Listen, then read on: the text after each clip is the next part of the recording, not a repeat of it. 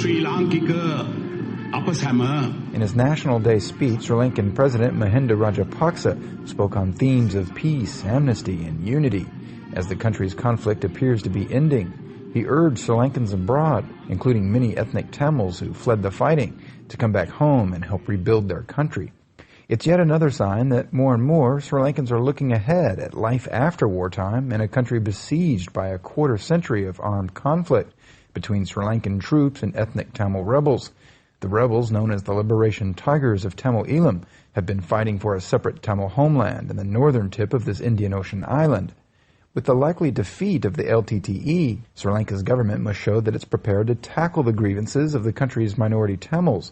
That's according to Ravi Karunanayake, a member of Sri Lanka's parliament and a top Sinhalese opposition party leader, representing many within the Tamil community. Each government had its own style and way, and for some reason or the other, it has not been successful. Now, just because there's a military success does not mean that the root cause is eradicated. And that needs to be tackled in a much more dexterous manner. Like others here, Karunanayake is skeptical about the ability of the government, made up mainly of Sinhalese Buddhists, to reach out to the minority Tamil community, which is mainly Hindu. But some here say Mr. Rajapaksa's government is sincere in its efforts to address Tamil grievances, including the fact that most government workers don't know Tamil, one of the country's official languages.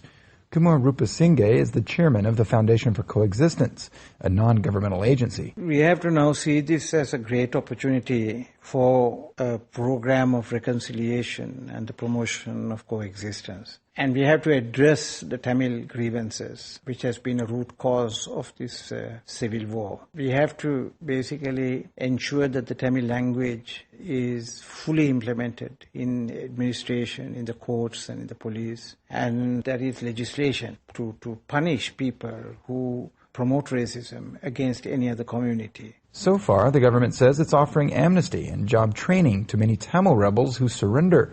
It's hiring hundreds of Tamil-speaking police officers. It's offering financial bonuses for government workers who enroll in Tamil language classes. And it's planning reconstruction and development projects in the north, where Tamils are in the majority.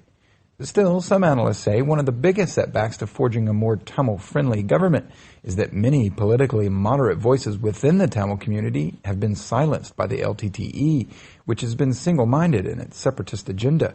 Robert Blake is the American ambassador to Sri Lanka. The LTTE has had lethal success in eliminating all moderate alternatives within the Tamil community to the LTTE.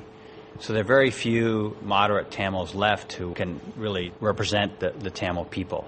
And that makes it difficult to forge a consensus on the way forward. He says the Sri Lankan government should try to talk to the few Tamil leaders who are left that don't represent the LTTE, as well as Tamils from the diaspora.